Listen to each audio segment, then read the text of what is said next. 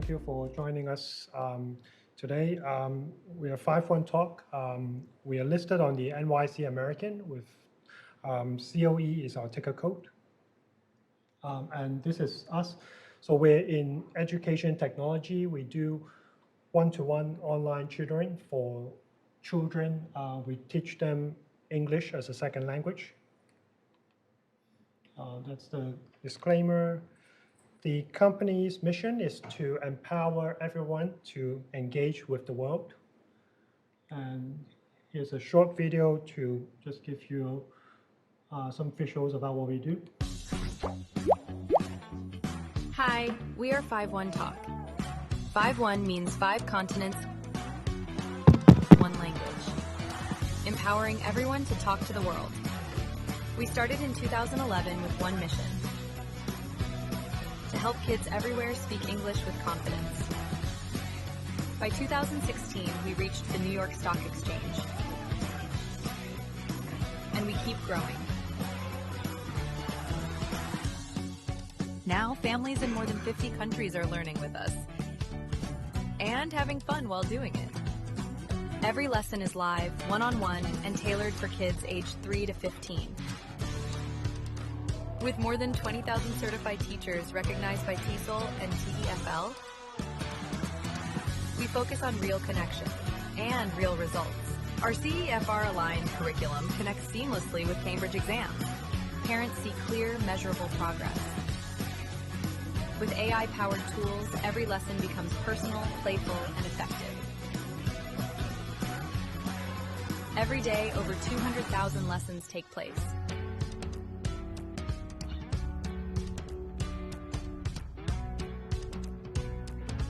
Behind every class is our global team, working together to make English a skill for life. Over the years, we have seen students find their voice, from speaking at the United Nations to classrooms around the world.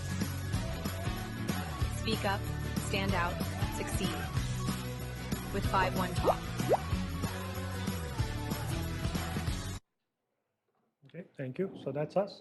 If there are any questions in between, please feel free to ask. So just give you a rough timeline and some milestones that we have. So we were founded in 2011, so more than a decade ago now. We were listed in the New York Stock Exchange in 2016. In 2018, we decided to focus on K-12, so purely children. So before we have adult education business as well. So we took that out, focusing purely on children from 2018 onwards. And that's mainly because the children business has much better unit economics. So that made us being able to scale. And within the next 2 years, because of this focus, we were able to become a leader in China for our niche. And we also achieved profitability at scale. We did about 400 million US in China at our peak, and about 100 million in operating cash flows back in 2020. So happy times, but then in 2021, there was a policy change in China, which basically led us to, it meant our China business was no longer viable. So the management had to shift our strategy. So we started expanding overseas and develop our global business. It seemed like a long time ago now, but actually it was only around 4 years ago. And again, we took that product, which is the one-to-one online English children product, that has done really well in a very competitive Chinese market. We took that product out to the world. We started with Asia, East Asia, Hong Kong, Taiwan, and then Southeast Asia, Malaysia, Thailand. Because it's actually a very competitive product. So once we started in the Southeast Asian markets, we were able to, within about 2 to 3 years, achieve leadership status by 2024. And one of the big steps that we took was to expand into Saudi Arabia, so the Middle East. We started around late 2022, early 2023 in Saudi. And Saudi right now, it's a key market for us, has developed to be a key market for us. And this year and onwards, we will continue to expand into, so we are now active in Turkey, we're active in Vietnam, and we're going to expand into new markets, Poland and Eastern Europe perhaps as well, and then over time to Mexico. So all these will be, so it's essentially pretty much the same product, but expanding into different geographical markets. So as much, sorry about the picture, as much as we are global, we don't operate in the oceans. So the yellow lines, we are the areas that we're active in. So mostly Southeast Asia and then the Middle East plus Turkey right now. This is important to us. So we operate in three pillars, essentially. Number one is the integrated learning. The second one is localized operation. And the third one is AI-driven. So each of these means it's our unique edge. So compared with offline centers locally, we have a much better AI technology infrastructure, whereas compared with a pure AI technology product, we have the localized operations. So we believe we are quite a unique business in our space. And I think from a listed company perspective, we are very unique as well. So I think we are one of the few companies that give you our unique proposition in the listed space. Just to give you a bit more details, in terms of the integrated learning, we have 500 plus hours of curriculum. Now with AI, we are able to generate customized programs, personalized courses for each student. So with AI, for example, if students are interested in, we once have a student interested in fishing of many things, is interested in fishing. So with AI now, we can create a 10-hour curriculum for that student just in fishing. So it's a lot more personalized program compared to before. And that's one of the ways we use AI. We still use our human tutors, which we have here. Now I think it's over 10,000 active tutors we have on the platform. So we still rely on the human tutors to teach one-to-one to our children. And that's because we believe parents are paying, for us it's maybe about $1,000 US per package. Parents are willing to pay that amount of money for not only the English learning, but the human interaction. So they want their children to learn how to interact with a human person as well. And then thirdly, the 100 million technology platform investment. So as we discussed, we have been successful in China, and that's because we invested over 100 million in the infrastructure, and now we're taking this to the world. So as per the video, our curriculum is CFR global standards. The number here is 3%. So out of all the applications for our tutors, only 3% gets retained. So we're very stringent on our tutors. And we are not just a matching platform. So our tutors, we hire, we train them to the curriculum. So it's not just it's not only just finding the right tutor for the student, but the tutor have also had rigorous training and developments. So they're not just any tutors on the platform. So that's the Cambridge partnership we have signed earlier. The bottom left gives you kind of a visual of the user experience. Oh, sorry, here. So it's actually the student, you can see the student, the tutor, and it's a gamified classroom experience. There's more AI elements to it now, as we discussed. We could build like a program specifically for phishing. We could now build programs like ordering burgers at McDonald's. We could build scenarios like this. So that really helps the tutor engage with the child. And then on the right here is our sort of funnel. So everything starts with the free trial class. So when a lead comes in, they get a free trial class with our tutor. And then the course consultant, after the class, the course consultant will talk to the parent about the student progress, and then recommends a package to the parent. And then after the parent buys the package, a learning partner comes in and talks to the student, talks to the tutor, talks to the parent to learn about the learning progress, the child's developments, the parents' expectations, etc. So that's the whole. It's a very established funnel. So this is the localized materials that we have. So we do have a core curriculum. We have a core infrastructure that we use, and all of that gets localized for the different markets. So we have local sales. So in each of the markets that we operate in, for example, Saudi Arabia, Thailand, Hong Kong, we have local teams on the ground, we have local sales people, we have local marketing people, we have local product people. This is us in Saudi Arabia, so that's the King's Tower.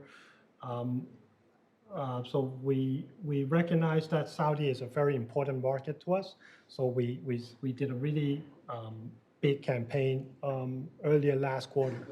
So and we're actually very diligent in terms of ROI. So when we invest our marketing spend, we make sure that we're cash flow positive. So, and we do this as a branding exercise because we recognize Saudi has the market potential for us at least to do that branding exercise, because that would translate into better conversions, better renewals, better referrals for the business as a whole.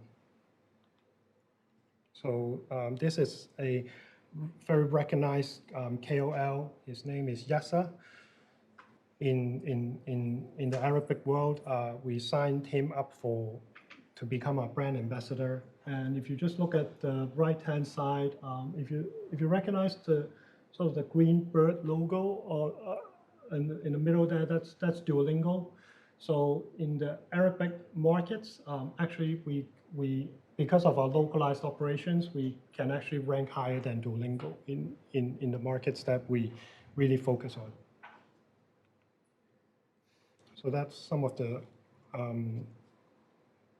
offline promotions in shopping malls that we did. We do charity work as well in the markets that we operate. Okay.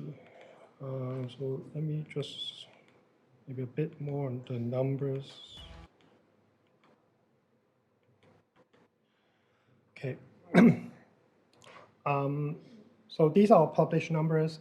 If you look at our growth path back in China pre-2020, you can sort of see we reached a peak of about over 400 million US. Billings is the cash that we receive from parents on. So that's really a kind of our top line number. So we did about 417 million US in 2020 at the peak. And right now, last year, we did about 70 million. And this year, the current run rate is we're growing about almost double that. So right now, so if you, so management tends to think when they run the business, they sometimes they feel like they're in a time machine where so they're sort of redoing the 2015-16 experience again. So that's kind of one way to look at it from a numbers perspective. And then as we discussed in terms of the operating cash flows, we are very diligent. So each quarter we are cash flow positive. And then so you can see here in 2024, we have about 5.8 million in operating cash flow on a net basis. So we expect this to continue to grow in 2025. Active students, sorry, there's a better charts later here. So in terms of gross billings, this is up to second quarter. We will be announcing third quarter very soon. For the third quarter, we are expecting about 36.5 to 37.5 million US. So we do expect sequential growth. And if you compare that, about 37 million, compare that to last year on a year-on-year basis, we're growing almost double that number compared to last year. There's a net revenue number, and the difference between gross billings and net revenues is gross billings is the cash we receive from the parents. So that's upfront cash. Net revenue gets recognized as an accounting item. It's when the students take up the classes. So there's a slight lag in terms of net revenue. And what that means is that if you look at our P&L, you'll see a net loss, but that's purely because of the accounting. If you take gross billings and deduct the operating expenses for that quarter, you should see cash flow at least break even for each quarter. And then active students, we should be almost about 100,000 students currently. In terms of back in China, at the peak, we had about 400,000 students. So if you look at that, we're about 25% a quarter of capacity. And the cash, so as we discussed, we actually grow cash as we grow. So you will see the cash balance here. Actually, it's basically a steady rise each quarter. You should see an even higher number for the third quarter this year. And that's why we're not looking to raise capital. So we don't need capital to grow. We're more, so for us, maybe one of the bottlenecks that we have is actually having experienced people on the ground to run the operations. That's really important because otherwise, when we expand into a new market, we could have the net cash loss. So we need to be very careful with how we spend our money in new markets. And that's it. So if you have any questions. Sure, please. Thank you. So the difference between gross billings and, say, revenue, are the parents entitled to a refund? Is that what, if they cancel early the lessons, I guess? Yes. So they would be entitled to a refund of the percentage of the money that they didn't use for? Yes, pro rata, yes. So is the average, I saw 500 hours as the curriculum. Is that the average, kind of like average life cycle of the student is a 500-hour commitment or student? Yeah, so the average, one package lasts for about maybe 6 to 12 months, and then usually they renew maybe 1 to 2 times. Okay. And then the parents are prepaying these packages is what's happening? Yes. They have a payment plan?